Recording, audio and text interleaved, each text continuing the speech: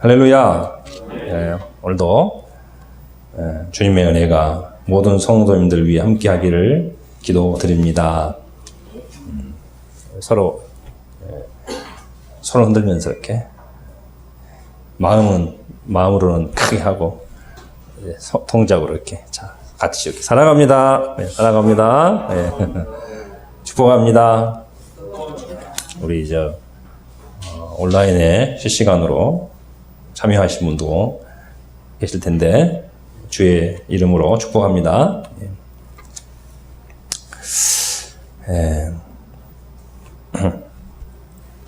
오늘부터는 이렇게 지금 녹화도 하면서 따로 지금 녹화를 하고 실시간으로도 하지만 녹화도 한번 지금 하고 있습니다. 자꾸 연습을 해보고 있어요. 지금 시대적으로 좀 그런 것들이 좀 보강이 좀 많이 돼야 될 것 같아서 이렇게 하고 있습니다. 우리가 이렇게 들을 수 있다는 거, 그죠? 들을 수 있으니까 말씀을 또 이렇게 듣고 또 볼 수 있고 또 말할 수 있다는 거, 이것이 얼마나 큰 은혜인지 모르겠습니다. 우리가 이렇게 이러한 감각 기관을 통해서 보고 듣고 말하고, 그래서 필요한 정보를 우리가 얻습니다. 필요한 지식도 얻고, 또 삶의 지혜를 얻게 됩니다. 그런데 필요 이상으로 때로는 너무 과도한 너무 과도한 입력 때문에 오히려 반대가 되는 경우가 있는 것 같아요. 그러니까 그래서 한자 말에 과유불급이라는 말이 있습니다. 과유불급이 무슨 뜻이죠? 과유불급. 지나침은 모자람만 못하다. 모자람한 것과 같다. 그러니까 좀 부족한 것도 문제인데 지나친 것도 문제다고 하는 것입니다. 이게 참 어려운 일이죠. 필요한 정보를 너무 몰라가지고 문제가 생기기도 하고, 또 그런데 반대로 너무 필요 이상의 정보 때문에 또 문제가 되기도 하는 것 같습니다. 요즘에 우리 강주뿐 아니라 또 전국적으로 또 세계적으로 코로나19로 인해서 매우 힘든 시기를 보내고 있습니다. 우리가 한시도 방심할 수 없는 것 같습니다. 서로의 안전을 위해서 하루하루 촉각을 세우는 것이 우리가 필요합니다. 그런데 한 가지 좀 염려가 되는 것이 있습니다. 뭐가 염려가 되냐면은, 너무나 이러한 어떤 위기와 어려움 앞에서 우리의 마음이 완전히 이렇게 염려와 근심과 두려움에 이렇게 사로잡히게 되니까, 그래가지고 굉장히 이렇게 혼란스러운 상황이 발생되는 것 같습니다. 이러한 혼란의 시기로 인해서 온통 우리의 모든 삶의 질서라든지 또 사람 간의 정상적인 관계마저도 흔들리고 있다고 하는 것입니다. 서로에 대한 불신과 경계가 지나침으로 삶의 근간을 이루고 있는 우리 인간에게 있어서 가장 중요한 근간이 뭔가. 근데 그 근간 자체가 이제 흔들린다는 것이죠. 그래서 인간에 대한 기본적인 배려나 신뢰가 사라져가고 있다는 것입니다. 이것은 사실은 코로나도 재앙이고 어려움이지만은 이러한 인간관계의 신뢰라든지 배려 자체가 완전히 무너지고, 이것 때문에 더 큰 재앙이 오고 있다는 것입니다. 그래서 저는 사실은 제 자신이 조금 예민한 성격이기도 해요. 저는 별로 안 예민한 줄 알았는데 저도 상당히 예민하더라고. 예민해가지고 아주 이렇게 때로는 과도한 스트레스를 받는 것 같습니다. 그래서 그것 때문에 좀 고민을 많이 해봤어요. 고민을 많이 해보고, 또 우리 몇 분 이제 목사님들하고 대화를 많이 하면서 사실은 이제 2월, 3월부터 그런 대화를 무지 많이 하고 또 막 교회마다 이게 행동을 잘해야 되는데 행동을 잘 못해가지고 이렇게 또 어려움이 반복되고 하니까 염려를 엄청 한 거예요. 걱정하고 염려하고. 오히려 어떤 목사님 저한테 그러대요. 목사님은 완전히 뭐 한국 교회를 다 책임지는 사람도 아니고 혼자 막 너무 과도하게 스트레스 받지 말라고 막 그런 말 자꾸 하더라고요. 가만히 생각해보니까 그럴 수도 있겠구나. 너무 과도한 스트레스 때문에 내가 할 일도 못 하겠더라고. 잘 이래가지고 눌리더라고 자꾸. 그러더라고요 이게. 그래서 어떻게 이런 문제를 해결하면 좋을까. 그래서 한 가지 생각해본 게 소통을 잘하면 되겠구나. 소통을 해서 우리가 그 어떤 정보라든지 어떤 상황을 우리가 좀 그러죠. 우리가 이렇게 팩트를 좀 체크해보고 상황을 좀 잘 분석을 해봐야겠더라고요. 그래서 뭐가 문제고 또 어떻게 행동을 해야 될 것인가 이런 어떤 균형을 잘 잡아야 되겠더라고요. 우리 교회 주변에 최근에 갑자기 저는 TV만 나오는 일들이 주변에서 일어났잖아요. 그죠? 여기 SK 제일 가깝잖아요. 그리고 두암 한방병원 지난주에 확진자가 지나갔다 그렇게 하고. 그러니까 이 지역에서 우리가 살아야 되는데 굉장히 좀 불안한 마음이 들더라고요. 그래서 이제 큰다고 막연하게 막 염려만 할 것이 아니라 그래서 좀 소통을 하고 정확한 상황을 알아봐야겠다 해가지고 내가 북구청에 전화를 했어요. 지난주에 전화해가지고 코로나 담당자 선생님이 있어요. 있더만요.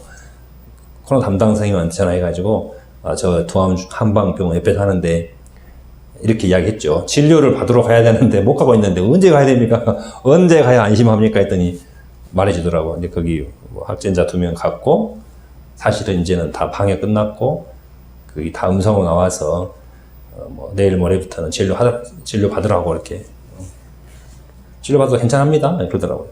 그러냐고. 왜냐면 그 담당자니까 실제로 그 현장에서 이렇게 다 체크하는 분이잖아요. 그렇게 해가지고 이제 정보를 알았고 SK부터 전화했어요. 그저께인가 전화해가지고 SK 왔다 가던데 진료 받으러 가야 되는데 언제 가야 됩니까? 이렇게 물어보면 확실하잖아요. 그러면 또 거기서 막 안내를 해주고 다 이제 검사했는데 음성 나왔기 때문에 괜찮하다고 다음 주부터는 정상 진료한다고 그렇게 한다고 그래서 아침에 올라다 보니까 월요일부터는 정상 진료합니다. 이렇게 다 광고해놨더라고요. 그래도 불안하잖아요. 그래도 사람이 참 마음이 그런 것 같아요. 그래서 이제 이렇게 소통을 하고 또 이제 동구 문화 관광 우리 이제 교회는 여기 동구청 문화관광부가 소속이더만요. 우리가 거기 담당자가 연락처에 되게 적어놓은 거 있어가지고 또 전화해가지고 어떻게 해야 되냐 물어보고 교회 상황 같은 거 공유하거든요. 공유하고 이렇게 하고 있습니다. 이렇게 하고 비교적 이렇게 우리 교회는 왜 조그만 교회인데 자주 왔을까 생각해보니까 등록이 됐잖아요. 우리가 지금 우리 교회가 이제 한 4년 전에 교회를 이렇게 정식으로 이제 이렇게 법인으로 등록이 했거든요. 이게 교회가 등록이 돼 있는 거야. 그냥 교회마다 등록이 안 된 교회도 많이 있더라고요. 연락이 오지도 않지만은 공무원도 거의 안 오고 막 이렇게. 근데 우리 교회는 너무 많이 오니까 왜 많이 올까? 알고 보니까 등록이 돼가지고. 동구청에서 이 교회는 가서 보니까 이렇게 등록돼 있으니까 좀 그래도 규모가 있는 줄 알았는데 와서 보니까 항상 이게 개척교회인데 계속 오늘 2번 오잖아요. 오늘도 2번 찾아왔죠. 또 우리 그동안에 계속 왔거든요, 거의. 와서 이제 친해졌고, 또 오셨냐고 하고. 그렇게 하고, 감사하죠. 체크해주니까 좋잖아요. 체크해주고. 이게 거기서는 소문이 났는가 봐. 정성께 또 전화하니까, 정성께는 잘하고 있다고. 잘하고 있는데, 그래도 주의하라고, 조심하고, 또 이제 이왕이면 이런 말 해주라고 돼, 저한테. 성도님들한테 이제 이렇게 예배할 때, 이렇게 방역 지침을 잘 따라서 꼭 필요한 곳 아니면 웬만하면 가지 말고 이런 이야기 좀 해주라고 할 때 저한테 오히려 그렇구나. 그래서 온라인으로도 오신 분도 듣고 계시겠지만은 꼭 필요한 거 아니면은 가급적이면 이제 이렇게 꼭 필요한 데 외에는 좀 그 외출 같은 것도 좀 자제하고 마스크 방역수칙 잘 지키면 된다고 봅니다. 그 교회가 최근에 광주에 문제 생겨가지고 그것도 팩트 체크를 좀 정확히 해보니까 그 뭐가 문제였냐면 밥을 먹어가지고 문제됐더라고요. 식사를 해가지고 문제됐더라고요. 광주 사랑교회가 지하에 있는데 밥을 다 식사를 했어 그냥. 그러니까 당연히 식사를 하고 대화를 엄청 해버렸으니까 다 걸려버린 거죠. 예. 일곱 거기도 그래도 이제 언론을 신문을 그게 보면 체크해 보니까 지난주 토요일, 지지난주죠. 토요일하고 이제 식사 준비하는 분이더라고, 걸리신 분이. 토요일날 가가지고 오전에 가서 식사 준비를 같이 하면 혼자 못 하잖아요. 교회가 30주년이었더라고요, 그때가. 30주년 행사도 있고 하니까, 그래, 밥은 좀 준비하자. 뭐 이렇게 했던 것 같기도 해요. 그래도 조심해야 되는데, 그죠? 그러니까 교회가 좀 규모가 있는데. 식사 준비하신 분이 이미 걸려있어서 확진이 되는 거, 자기도 몰랐던 것 같아요. 와가지고 식사 준비 같이 하고, 또 주일날도 아침에 갔다가 오후 3시까지 봉사하고 이렇게 한 것 같아요. 식사 아마 담당 그쪽 계통인 것 같아요. 그러니까 거기서, 그래도 물론 이제 뭐 몇백 명 중에 한 10명 가까이 지금 나온 것 같은데, 야, 그것만 안 해도, 식사 우리가 자제하라고 그러잖아요. 그것만 안 해도 거의 이제 그리고 마스크 쓰고 예배하니까 문제 안 되는데 그렇게 했더라고요. 그래서 이제 그 예방 수칙을 안 지켰다 해가지고 2주간 폐쇄 이번에 폐쇄됐잖아요. 이렇게 좀 이렇게 정확하게 뭐가 문제인가를 좀 정확하게 알고 있어야 될 것 같아요. 대부분이 또 식사를 하고 또 차를 마시고 이렇게 하면서 대화를 하다 보면 이렇게 튀잖아요. 그죠? 가족끼리야 이렇게 해야 되지만, 가족끼리는 이렇게 당연히 이렇게 할 수밖에 없지만, 가급적이면 이렇게. 그리고 결혼식이든 장례식이든, 우리가 조문하고 또 축의금하고 할 수 있죠. 근데 저는 항상 마음속에 차라리 이럴 때는 선물로 하면 어떤가. 선물로 해서 아쉽지만 선물로 하고 이렇게 마음만 표하고 식사를 안 하면 가능하지 않겠냐. 그리고 예식장이 부페를 해야 운영이 된다 그러잖아요. 3만원짜리 3만 5천원 해가지고 몇 명이 해야 그렇게 하니까 그런 식으로 운영할 수밖에 없었다 그러면 이제 바꿔야죠, 방식을. 그냥 예식장비를 받으면 되지 않겠어요? 예식장비를 필요한 만큼 받고, 그리고 이제 어떤 선물이라든지 이런 걸 대신하고 마스크를 다 쓰고 이렇게 축하해 줘야 될 거 아니에요.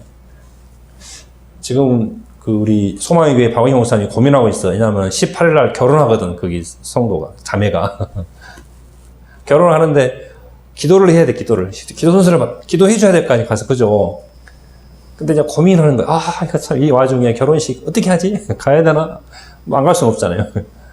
참, 결혼하신 분도 힘들고, 참, 축하해 주는 분도 고민되고. 그러면, 아예 하지 말 거냐, 그러면. 결혼하지 말 건가? 결혼해야잖아요. 그죠?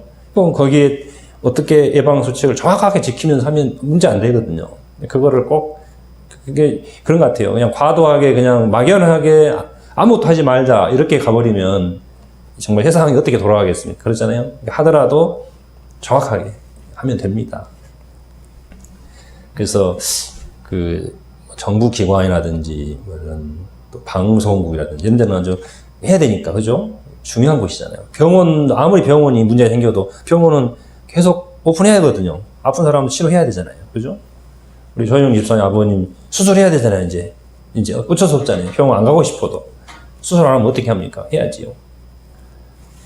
그러니까 이렇게 공적인 기관, 그죠? 중요한 공적 기관. 교회를 보는 시선은 해도 되고 안 해도 된다. 그렇게 세상에서 그렇게 볼 수밖에 없지 않겠어요? 아니 시장에서 하면 어찌고 안 하면 어찌인데 이렇게 생각할 수 있지만, 과연 우리가 믿는 사람으로서 생각을 해보십시다. 교회가 어떤 곳일까? 영적인 생명을 다루는 곳이기 때문에 영적인 병원과 같은 곳이며, 굉장히 이 교회라는 그것은 꼭 공간 속에 다 모여야 된다, 그건 아니지만 최소한의 예배라든지 신앙생활의 기본은 중요한 것이잖아요. 그거를 어떻게 잘 지켜갈 것인가. 여기에 대한 이제 정확한 가이드라인 같은 거. 또 그리고 이제 우리의 마음의 어떤 태도나 자세나든지 필요합니다. 믿지 않는 사람들의 보는 시각에서 보는 교회의 시각을 우리가 참고는 해야 되겠지만은 믿는 자로서 우리는 과연 어떻게 교회를 세워갈 것이며 또 이루어갈 것인가 하는 문제. 거기에 대해서도 하나님 앞에서 성경적으로 정확하게 가이드라인을 가지고 가야 됩니다. 그래서 우리가 이럴 때일수록 조금 더 예배에 대한 개념부터 시작해서 우리의 자세를 새롭게 하면서 하나님 앞에 이렇게 신앙이 정말 이렇게 잘 바르게 세워져 가도록 해야 될 줄로 압니다. 또 지혜도 있어야 할 줄로 압니다. 네. 어쨌든 우리는 엄청난 여러 가지 내적, 외적인 위기와 재앙 속에서 우리는 어떻게 살 것이냐. 이 위기 때에 우리는 어떠한 삶으로, 어떠한 신앙으로 나갈 것인가. 여러 가지 우리가 고민할 수밖에 없습니다. 어떤 시험대 위에 올라가 있는 것이죠. 이때 우리에게 우리의 길을, 우리의 삶을 딱 붙잡아 줄 수 있는 가장 정확한 가이드라인이 무엇일까? 그러죠. 권사님 말씀대로 주의 말씀은 내 발의 등이요 내 길의 빛이니이다. 우리 2020년 우리 교회 요절이잖아요. 하나님이 적절한 말씀 주신 것 같아요. 혼란의 시기에 우리의 그 삶과 신앙을 딱 붙들어 줄 수 있는 기준이 뭐냐는 거죠. 주님의 말씀이다. 주의 말씀이 내 발의 등이며 내 길의 빛이니이다. 그래서 시편 기자가 이렇게 고백합니다. 주의 법이 나의 즐거움이 되지 아니하였다면 내가 내 고난 중에 멸망하였으리이다. 내가 주의 법도들을 영원히 잊지 아니하오니 주께서 이것들 때문에 나를 살게 하심이니이다. 네. 주의 법이, 하나님의 말씀이 나의 즐거움이 되지 아니하였다면 내가 고난 중에 멸망하였으리다. 그러니까 우리가 말씀을 놓쳐버리면 영적인 생명이 무너져버리는 것이죠. 무너져버립니다. 환난과 고난 중에 무너지고 마는 것입니다. 오늘 아침에 좀 묵상하면서 예배가 뭘까? 예배는 어떻게 해야 될까? 고민하다가 우리 다 잘 아는 말씀 있잖아요. 하나님은 영이시니 하나님께 나아가는 자는 어떻게 해야 됩니까? 네, 하나님께 나아가는 자는 신령과 진정으로 예배할지니라. 그렇죠? 신령과 진정으로 예배하라. 요걸 또 다른 성경에서는, 다른 번역에서는 영과 진리로 예배하라. 그죠? 우리가 하나님께 예배한다는 것은 영과 진리로 예배하는 것이다. 이 영이라고 하는 것은 스피릿인데 성령이라고도 하거든요. 성령 안에서, 주의 영 안에서 예배한다. 그리고 진리라고 하는 개념은 하나님의 말씀 안에서 예배하는 것입니다. 그래서 우리의 신앙이 그 말씀과 성령으로, 진리와 영으로 예배하는 것이죠. 그래서 이거는 참 균형인 것 같아요. 균형. 그죠? 그 말씀에 충실하지 않는 신앙생활은 성령 충만하지만 그게 상당히 왜곡돼 버려가지고, 어찌 보면은 하나님을 제대로 예배하지 못하고 또 신앙생활이 하나님 원하는 신앙이 아닐 수가 있어요. 그죠? 또 말씀 하다가 하지만 그 말씀이라는 해석도 자기 마음대로 할 수 있거든요, 우리가. 근데 성령으로, 그죠? 주의 영으로. 그래서 기도하면서 말씀을 받는 거죠, 우리가. 그래서 영과 진리로, 성령과 말씀으로 예배하는 것이죠. 자, 우리가 이렇게 그런 기준으로 가지고 교회가 이러한 시기에 좀 최선을 다해 가야 되겠구나. 그래서 조금 기도하는 게 참 중요한 것 같아요. 평소에 기도하는 생활. 그동안에는 기도하기 위해서 교회 와야만이 기도했고, 교회 안 오면 기도 안 했고, 막 이렇게 기도 모임 가야 기도하는 것이야. 그렇게 새벽 기도 가야 기도하고, 이런 게 너무 강했잖아요. 꼭 어떤 시간과 공간에 자꾸 이렇게 우리가 형식에 매이는 쪽으로 신앙생활을, 물론 이제 훈련이 안 되니까 그렇게 훈련하려고 한 것도 있겠지만은, 근데 그거 안 하면 안 하는 것으로 이렇게 해버리는 것은 상당히 문제가 되는 거죠. 형식주의가 돼버렸던 것이죠.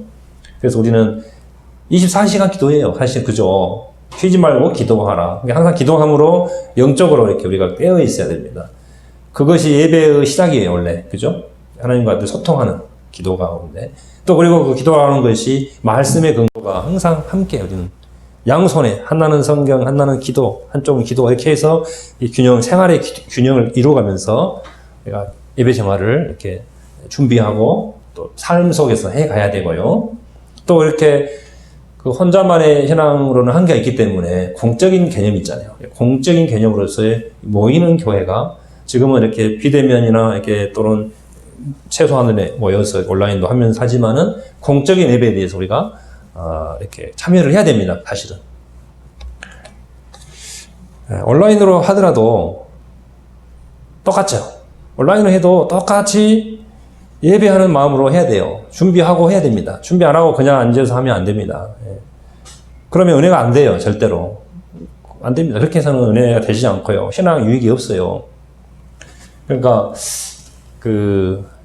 내가 볼 때는 교회는 어떻게 예배해야 될까 앞으로 교회에서는 직분자라든지 적어도 그 예배를 같이 이제 섬겨야 되는 그런 분들 함께 하고 그리고 이제 또 다 못 오니까 삶의 현장에 가정에서 하더라도 똑같은 마음으로 해야 됩니다. 그렇게 해서 해야지. 아니 뭐 위기가 있고 없고가 무슨 그게 신앙과 다른 개념이잖아요. 그죠? 오히려 위기 때 우리의 신앙을 오히려 본질을 세워가는 그런 삶으로 나아갔으면 좋겠다 생각이 듭니다. 그것은 제 말이 아니고 성경적인 예배에 대한 가르침이잖아요. 그죠? 우리가 하나님의 말씀으로 내 인생의 삶의 길을 찾아갈 수 있기를 신앙의 길을 찾아갈 수 있기를 주님의 이름으로 축복합니다. 네.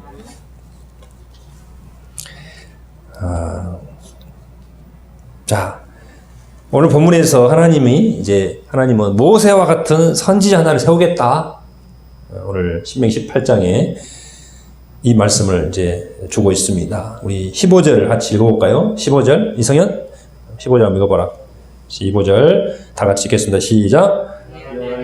내 하나님 여호와께서 너희 가운데 내 형제 중에서 너를 위하여 나와 같은 선지자 하나를 일으키시리니 너희는 그의 말을 들을지니라. 이 말씀의 배경은 16절에 나오죠. 16절에 나오는데 언제 하나님이 모세에게 이 말씀하셨는지 출애굽기의 배경을 하고 있는 것이죠. 이스라엘이 애굽에서 나온 이후 광야 호렙산에서 크고 두려운 하나님의 임재를 경험하게 됩니다.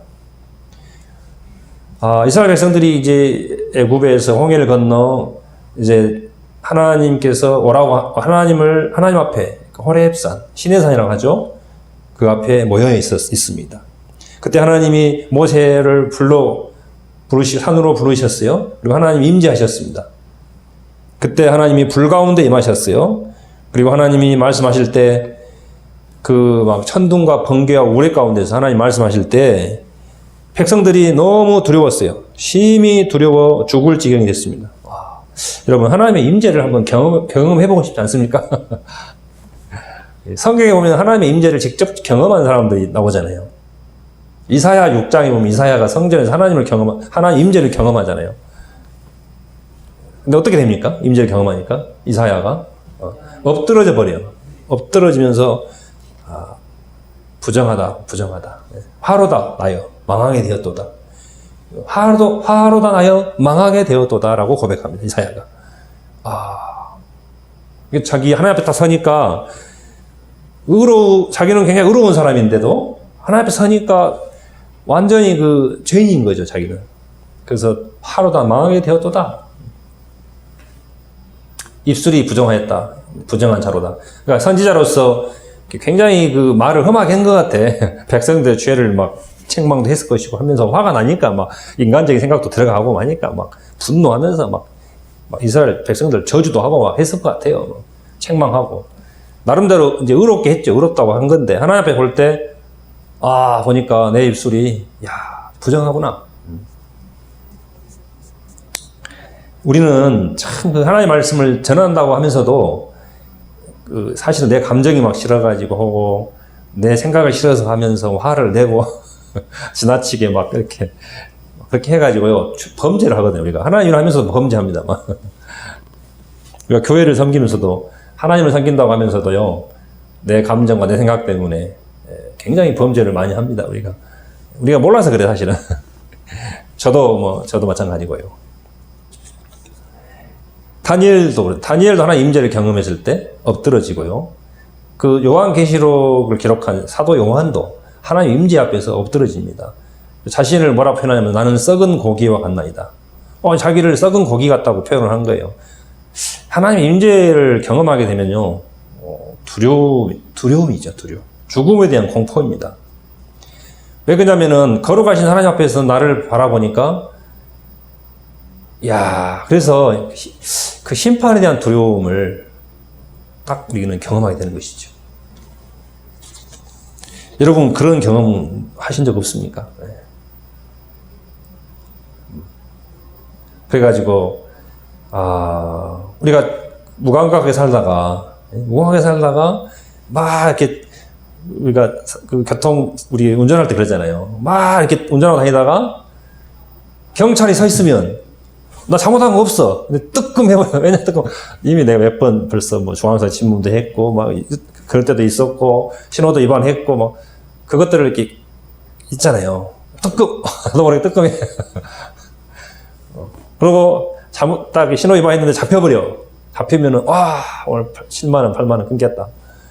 그러면서 얼마나 또 그잖아요. 그 경찰 앞에 섰을 때도 딱 잡히는 순간에 가슴이 덜컹 하는데 생각해보세요. 하나님 앞에 섰을 때 우리가 과연 어떻게 설 수 있겠는가 하는 것입니다. 그러니까 백성들은 자신들이 하나님 앞에 설 수 없다는 것을 알았기 때문에 두려웠던 것입니다. 이때 백성들이 모세에게 우리하고 하나님이 직접 말씀하지 않게 해달라고, 하나님 우리와 직접 말씀하지 않게 해달라고 모세를 통해서 이야기해달라고 말한 거예요. 중보자를 세워주라고 한 거예요. 하나님께서 그들의 말을 듣고 옳다. 그죠? 오늘 말씀이 나옵니까?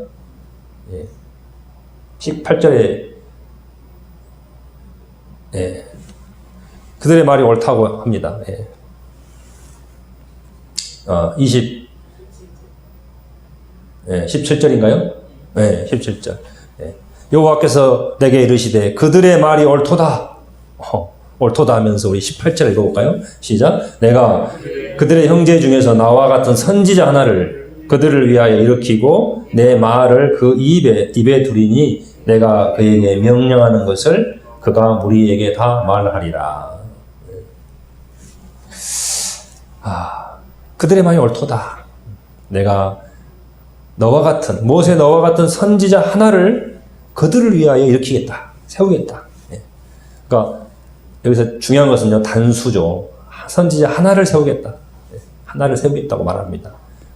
모세와 같은, 모세하고 다르지만은 선지자 하나를 세울 것이다.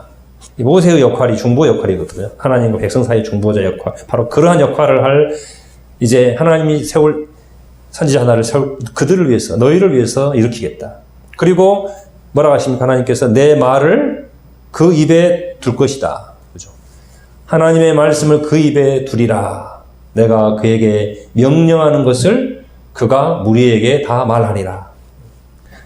하나님께서 세울 선지자 하나의 입에 그에게 말씀을 주실 거고, 그를 통해서 말씀하실 때, 다 말씀한다는 것입니다. 자, 그러면서 어떻게 말씀하셨거든요? 어떻게 말씀하셨습니까? 19절 한번 보십시다. 19절 읽어봅시다. 시작. 누구든지 내 이름으로 전하는 내 말을 듣지 아니하는 자는 내게 벌을 받을 것이요.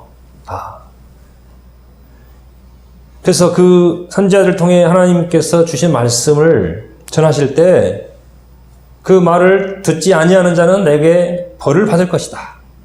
그러니까 하나님이 벌을 주겠다는 거잖아요, 지금. 그러니까 이게 뭐냐면은 하나님이 세운 그 한 선지자를 통해 하나님의 말씀이 선포될 때 그 말씀을 듣지 아니하면 심판이 있다는 거잖아요. 그러니까 이 심판의 기준이잖아요. 그러니까 하나님의 심판의 기준은 말씀이죠. 그죠? 하나님의 말씀, 율법이잖아요. 율법과 말씀이 심판의 기준인 것이죠.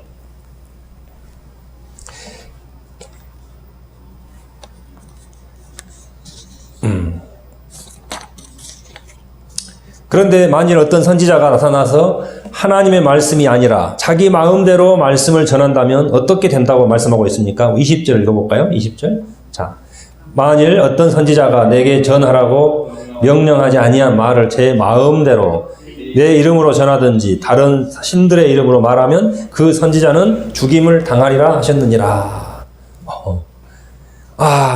내가 그 선지자다. 내가 하나님이 보낸 선지자다라고 하면서 이렇게 말씀을 전했는데요. 그 말씀이 하나님의 말씀이 아니고 자기 마음대로 전한다면 어떻게 되겠느냐 하는 것입니다. 그러니까 그 책임이 얼마나 무거운지 아십니까? 하나님의 말씀을 선포하는데 자기 마음대로 말씀을 전해버리면 그 선지자는 죽임을 당하리라. 와, 이 심판이 무서운 거죠. 두려운 것입니다. 그래서 저는 좀 그래요.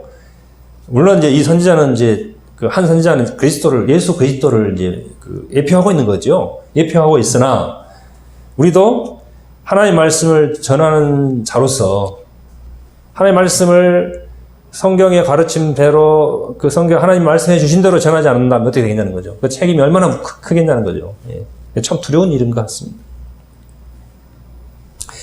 그리고 또 한 가지 질문을 통해서 진정한 참 선지자가 누구인가를 누가 참 선지자인 것을 아는 방법을 말씀해 주고 있습니다. 21절, 22절 마지막으로 한번 더 읽어볼까요? 21, 22절 시작.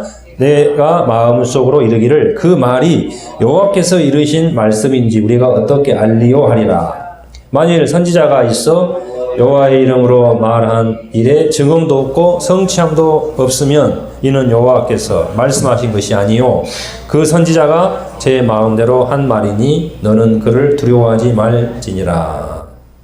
자, 예수님은 마태복음 7장에서 참 선지자와 거짓 선지자를 구별하는 방법을 말씀하셨어요. 그게 뭔지 아십니까? 거짓 선지자와 참 선지자를 구별하는 방법이 있어요. 뭘 것 같아요? 열매로 알리라. 예수님 그러잖아요. 열매로 알리라. 그들의 말이 아니라 그들의 열매로 알리라. 제가 예전에 통일교에서 동영상에 올려놓은 게 있더라고. 집회하는 거. 문선명 나오고 막 이렇게 막 하는 집회를 하더라고. 큰 집회를 해요. 근데 특징이 있더만요. 기도를 엄청 길게 하더라고. 기도를 엄청 길게 하고 또 말도 많이 하더라고. 근데 계속 듣다 보니까 그럴싸해버려 이제 또 이제 그러잖아요. 그럴싸한 말과 그럴싸한 기도로 이렇게 보면 어떻게 보면 우리보다 훨씬 많이 집회를 훨씬 많이 하더라고요. 기도도 훨씬 많이 하고 말도 그냥 엄청 많이 하고요. 우리 신천지 그러잖아요. 신천지 그죠? 신천지도 얼마나 무지무지하게 합니다. 집회를. 그러고요. 뭐 이렇게 성경부도 엄청나게 하거든요. 엄청나게 합니다.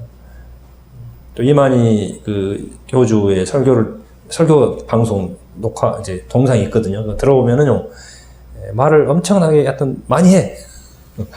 그렇게 하고 거기 절대적으로 교주니까 하나님이니까 절대적으로 아멘하고 순종하더라고요.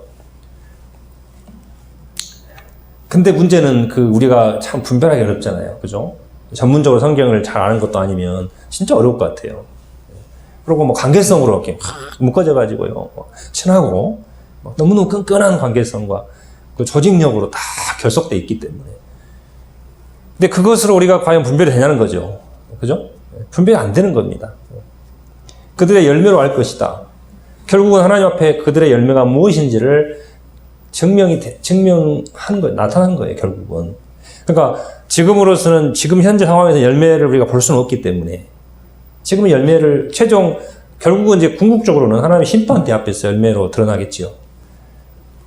그럼에도 이렇게 이 땅에서도 하나님이 분명히 어떤 열매로 나타나게 하신다는 것입니다. 그러니까 우리가 관심을 둬야 될 것은요. 설마 내 삶의 열매가 무엇인가? 이거를 늘 고민을 해봐야 할 필요가 있습니다. 그래서 참 목회자도 그렇고 우리 성도도 그렇고 교회도 그렇고 우리가 어떤 말을 어떻게 하냐 이런 것이 중요하겠지만은 더 중요한 것은 열매, 그죠? 성령의 열매가 있는가, 그죠? 성령의 열매. 성령 열매 중에 첫 번째가 뭐였죠? 성령 열매. 네. 9가지만 마지막 절제라는 걸 알고 있는 첫 번째가 뭐였을까요? 사랑과 온유 그렇게 나가죠. 예. 보세요. 다른 거 몰라도요. 사랑의 열매가 있는가 진짜 내 속에. 그러면 열매가 없다 그러면 이거는 생각해보세요. 사랑의 열매가 없으면 어떻게 되겠어요?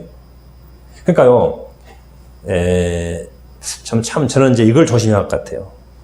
어떤 이렇게 굉장히 그 논리 싸움 많이 하거든요, 사람들이. 이렇게 서로 감농을박이라고 하잖아요. 막 그 논리 싸움하고 누가 옳다 그러다. 또 우리나라도 보수 진영 뭐 100분 토론 보면 꼭 여당 2명, 야당 2명 나와가지고 100분 동안 계속 공방하고. 네, 근데 중요한 것은 뭐냐면 사랑이 있는가 그 속에가, 그죠? 우리 삶 속에, 우리 어떤 말 속에 사랑이 있느냐, 이게 중요한 것이죠. 뭐 책망을 하고 또 이렇게 진리 선포하고 뭔가 이렇게 지적을 할 수 있죠. 근데 그것이 과연 뭘 근거로 어떤 마음의 상태에서 하고 있는가, 그게 참 중요한 것 같아요. 사랑으로 책망을 하고 사랑으로 이렇게 지적을 하면요, 사람이 살아나거든요. 사랑으로 하면은 알거든요. 사람은요, 이 말은 한 몇 프로밖에 안 되거든요. 그죠? 말은 몇 프로고 나머지는 뭐 7, 80%는 그 표정이라든지 뭐 이런 비언어의 언어가 더 훨씬 크다고 그러잖아요. 그게 더 정확하거든요, 또 사실은. 그래서 그거 참 중요한 것 같아요. 열매, 그죠? 내가 사랑이 있는가? 그리고 내가 절제할 수 있는가? 예. 우리 신앙생활이 잘하고 있는지 못하고 있는지는요, 언제 알 수 있냐면은 평소에, 집에서, 거기서 드러나는 거예요, 사실은. 다 드러나는 거거든요. 직장에서 드러나는 거거든요. 과연 내가 열매가 있는가? 인내심이 있는, 오래 참는 마음이 있는가? 온유한 마음이 있는가? 예. 또, 내가 맡은 일에 충성하고 있는가? 최선을 다하고 있는가? 아무도 안 볼 때. 그 싸움이 사실 진짜 중요한 거거든요. 우리 신앙생활에 있어서는요.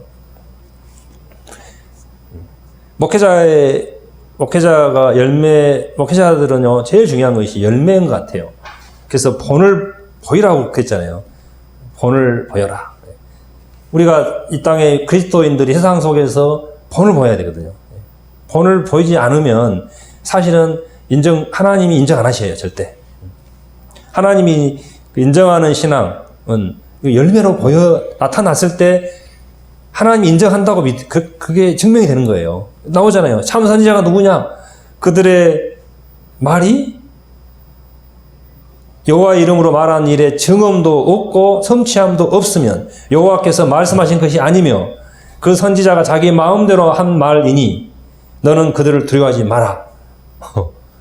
그들은 아무런 능력이 없다는 거예요. 그죠? 우리는요, 믿는 자는 세상 속에서 경외심을 불러일으키는 사람이 돼야 돼요. 경외심을. 참 안타까운 건 그거거든요.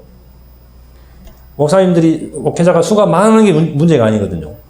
한 사람이든 몇 사람이든 간에 저분을 보니까 뭔가 하나님을 본 것 같은, 뭔가 경외심. 두려워한다는 의미가 뭐겠어요? 경외심을 불러일으키는 거예요.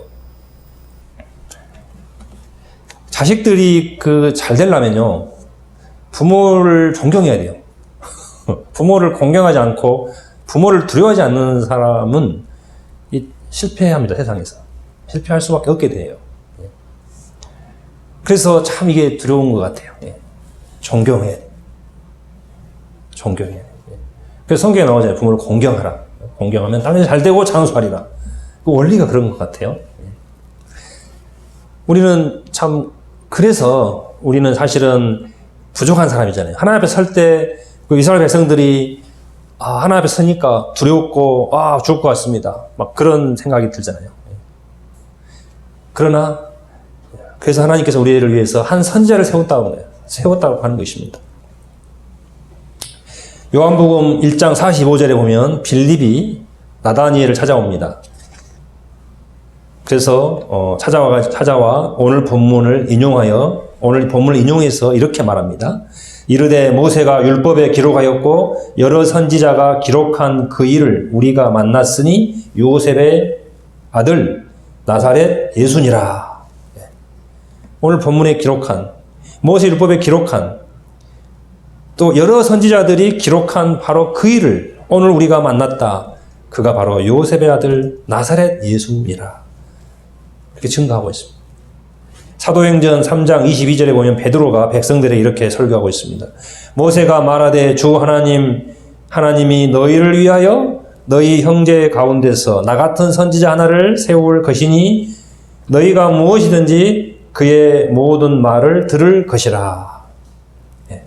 베드로가 예수님 부활하신 이후에 베드로가 성전에서 이렇게 설교한 것입니다. 나사렛 예수 그리스도에 관한 이야기였습니다. 하나님은 모세를 통하여 약속한 그 선지자, 한 선지자를 우리에게 보내주셨습니다. 그는 예수 그리스도이십니다. 하나님은 그 입을 통해서 우리에게 하나님의 말씀을 전하시고 이루게 하셨습니다. 빌립과 베드로는 이 예수님을 통하여 하나님을 보게 된 것입니다. 사실은요, 제자들도 예수님을 몰라봤어요. 예수님 누군지 어떻게 알았겠어요? 그죠? 예수님을 만났고 그의 말씀을 들을 때 거기서 하나님을 만납니다. 하나님이 세우신 바로 구약에 예언된 바로 그 한 선지자가 바로 이분이구나. 바로 이분이 우리의 메시아고 구원자인 것을 그들이 예수님을 만나서 이제 고백하고 있는 것입니다. 경험한 것입니다. 우리 신앙생활도 똑같아요. 우리도 마찬가지고 우리가 신앙의 출발점이 바로 그거거든요. 예수님을 통해서 하나님을 보는 것입니다. 예수님을 통해서 하나님의 말씀을 이제 듣고 이게 길이고 진리요 생명이구나. 그것을 알고 고백하는 사람이 이제 그리스도인인 것이죠. 요한복음 6장 7절에 보면 요한복음 6장 7장에 보면 이런 일이 있었습니다. 예수님이 오병이어로 기적을 베푸시고 많은 무리를 배불리 먹이셨습니다. 그런데 이틀날 또다시 배가 고파진 무리들이 예수님을 찾아옵니다. 그런데 예수님이 그들이 원하는 육신의 떡 대신에 하늘에서 내려오는 참떡, 생명의 양식을 소개해 주셨습니다. 여러분 생각해보세요. 예수님이 오병이어로 5,000명 먹이고 근데 하루 지나면 배가 고파질까요? 안 고파질까요? 여러분 한 끼 잘 먹었다 해서 그 다음 배 안 고픈 거 아니잖아요. 그래서 예수님께 찾아왔어. 예수님 웰컴 지저스. 우리에게 떡을 주십시오. 다시 한번 더 기적을 베풀어 주십시오. 그럼 또 베풀어 준다 합시다. 그럼 그 다음날 또 찾아와가지고 예수님 또 떡을 주십시오. 그럴 거 아니에요. 반복할 거 아니에요. 예수님이 이제 그걸 기적을 행하지 않으셨고 내가 바로 생명의 떡이다. 내가 하늘에서 내려온 떡이다고 하늘 양식이다. 내가 이렇게 자신을 소개했습니다. 그때 많은 무리들은 떠나갑니다. 예수님을 따라가요. 거기 요한복음 보면 제자 중에서도 많은 사람이 떠나가고 다시 그와 함께 다니지 아니하였다. 이렇게 그런 말씀이 있어요. 그러니까 이제 예수님이 이제 워낙 육신의 떡을 기대했는데 육신의 떡을 더 이상 안 주니까 내가 생명의 떡이고 하늘에서 내려온 산 떡이다. 나를 먹으면 살리라 했는데 그런 이상한 말씀하시네. 그런 말만 계속 하실까 하면 나는 더 이상 안 따르겠습니다.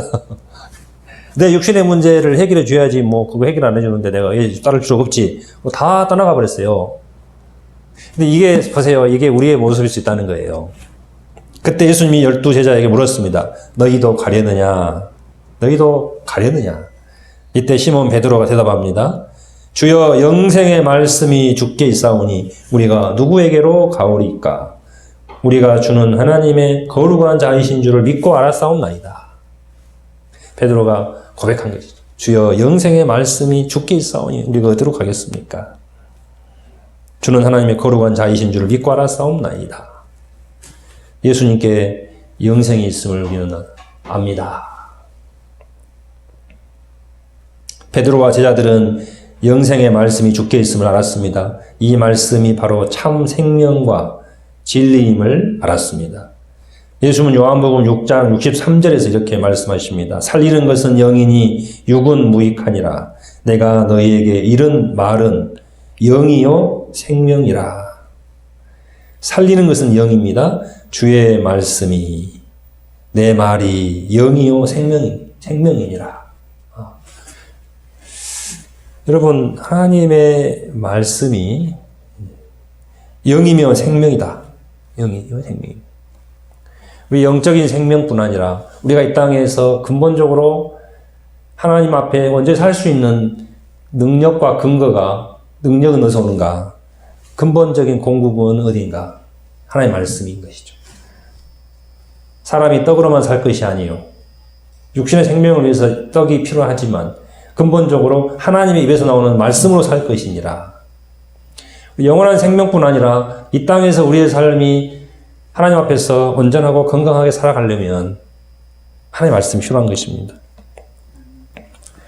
사랑하는 성도 여러분, 진정 우리를 살리는 것이 무엇입니까? 육신의 생명을 위해서는 떡이 필요합니다. 그래서 날마다 열심히 일을 해야 합니다. 땀을 흘려야 합니다. 하지만 이러한 육신의 생명은 한계가 있는 것입니다. 사람은 떡으로만 살 수 없기 때문입니다. 오늘날 우리가 살아가는 세상은 육적으로 많이 발전하였고 육신의 생명을 위해 필요한 것들을 수없이 개발하고 또 비축해 왔습니다. 사실은 우리 육의 것을 위해서 얼마나 우리 인간이 노력을 했고 또 개발을 해가지고 이런 엄청난 물질 문명을 이루었거든요. 그런데 그것이 우리의 안전을 보장해 주진 않잖아요. 그래서 의식이 있는, 설령 믿지 않는 사람이라 할지라도 대부분의 사람들은 이러한 어떤 육신의 떡으로만 우리의 참된 행복과 생명을 보장할 수 없다는 것을 사실은 직감적으로 느끼고 있는 것입니다. 다 그걸 알고는 있어요. 요즘에 보니까 이제 코로나 때문에 전문가들 이야기를 제가 많이 듣거든요. 이제 뭐 교수들, 뭐 이렇게 인류학자, 뭐 사회학자, 무슨 과학자 이야기를 쭉 들어보면은요, 다 똑같아. 인간의 물질 문명을 과신한 나머지 그로 인한 역습을 당하고 있다. 막 그 말만 하고 있는 거예요, 계속. 그럼 어떻게 하자는 것인가? 대안은 이제 없지만, 대안은 별로, 사실 정확한 대안을 주지 못하지만은, 하여튼 간에 우리의 근본적인 삶의 변화가 있어야 된다. 항상 그 말만 하거든요. 본질적인 삶의 전환이 있어야 된다고 그 말은 다 하거든요. 그거를 다 직감적으로 느끼고 있는 것이죠. 특히나 오늘날 같은 전 세계적인 코로나 팬데믹 현상 속에서 더욱 그러한 것이죠. 인간의 과학 문명에도 분명 한계가 있음을 우리는 인정하지 않을 수 없습니다. 비록 우리가 코로나를 잘 극복하고 더 고도화된 첨단 과학 물질 문명을 이룬다고 할지라도, 물론 그렇게 되겠죠. 그럴지라도 결국 인간은 죽음 앞에서 한계를 느끼며 무릎을 꿇을 수밖에 없는 것입니다. 요즘 잘 나가는 우리 도올 김용옥 씨 있잖아요. 도올 선생이 이런 말 했더라고요.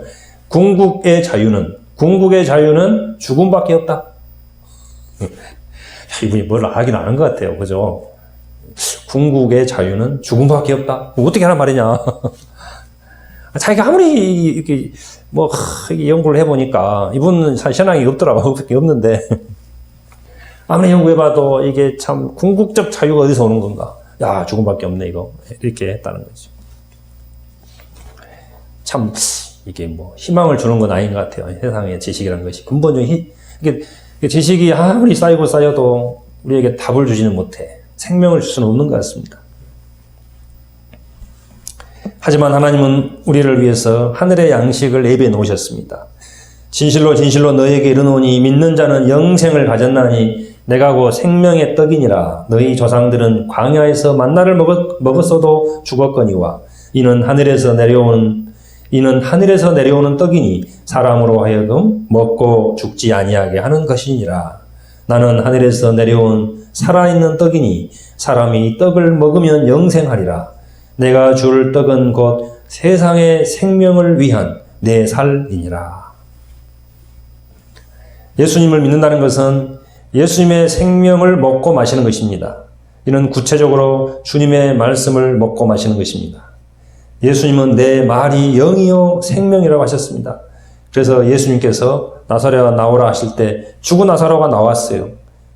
소녀야 일어나라 달리다고 하실 때 죽은 야이로의 딸이 살아났습니다. 나인성 과부의 아들도 청년아 일어나라 말씀하실 때 다시 살아났습니다. 주님의 말씀이 곧 영이요 생명이심을 이렇게 증거해 주시는 거예요. 증명해 주신 것입니다.